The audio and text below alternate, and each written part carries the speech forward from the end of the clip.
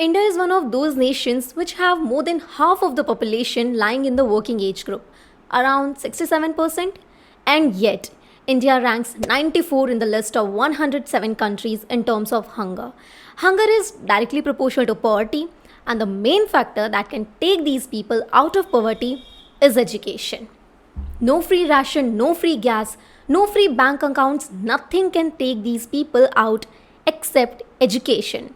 But education of India is just not practical enough to do so. If it is, why 90% of engineers lack key skills? Every year there are hundreds or thousands of practical files being dumped into dustbin just after our practicals. Meanwhile, on the other hand, there are more than 74% of students engaging in extracurricular activities in school life.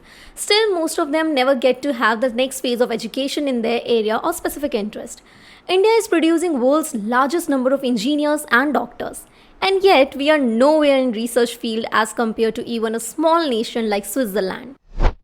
India's education system was not always like this. There was a time when people from the globe liked to visit India in search of knowledge.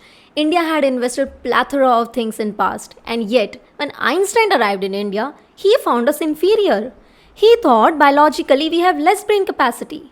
So what exactly happened in that period that shaped the way of education the way it is now? See, in ancient times, Indian education system was not mainly much organized. It mostly focused on imparting ethics like humility, truthfulness, discipline, self-reliance, and respecting all creations to the students. The education was mostly imparted in ashrams, gurukuls, temples, and houses. Sometimes the pujaris of the temples used to teach students. The education was mostly given in forest under the blue sky, which keeps the students' mind fresh and alive. This education delivered the demand of the time and in short was in perfect many ways. But as this type of education was not implemented anywhere else, it was unique. One feature of this was that there were no books and therefore students had to memorize everything. For some who wanted to study in specific field, there were higher educational institutions like Takshashila and Nalanda. Its system focused on the all-round development of the students. More emphasis was given to practical knowledge rather than theoretical knowledge. The students were not just involved in bringing the ranks, but their main focus was on knowledge. And the classrooms were built in the forest which provide a pleasant study environment to the students. There was no pressure laid on the students related to studies, and passion was encouraged so that they can learn effectively. The education system was pretty much the same in the medieval period, if we exclude the Muslim education which arrived with the Muslim invaders and was heavily stressed on religion and leadership. And then came the funny white men with bright red coats, aka Britishers. In 1913, British came up with a Charter Act to announce that Indian education system will be changed and allotted some funds in this direction. In 1854, Charles Wood crafted a proper roadmap of Indian education system, which is more or less same as of the today's. It was followed by many revisions and it led to the way the education system like today India has. Interestingly, we have always wondered why there is so much craze for government jobs, why Indians want to do job instead of doing something of their own or following their path of interest. Well, you see, India was always ruled by someone or other, maybe it Mughals or British. And at that time, for a normal parent who loved their offsprings more than anything else, it was an ideal choice to go for a government funded job rather than doing something of their own. And maybe that was the reason why British forces had mostly Indians as soldiers.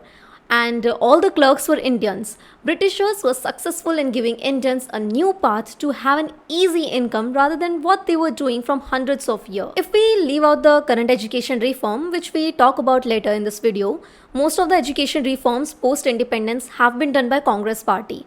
And I must say, it failed brutally.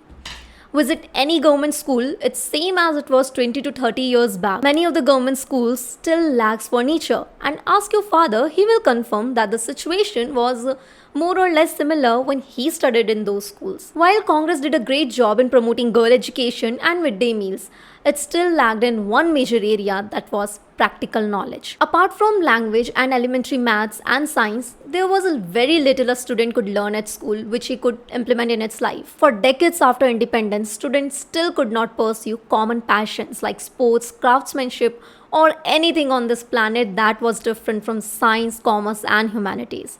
Heck, students could not even pursue arts in their educational years. Students still memorize the syllabus which they were doing from early Vedic ages. And then there is a recent new education policy which is claiming to change the education system of India. Yes, it is a much needed reform in our present education system. And for sure, BJP has done a great job at this. But practicality of it is yet to be seen.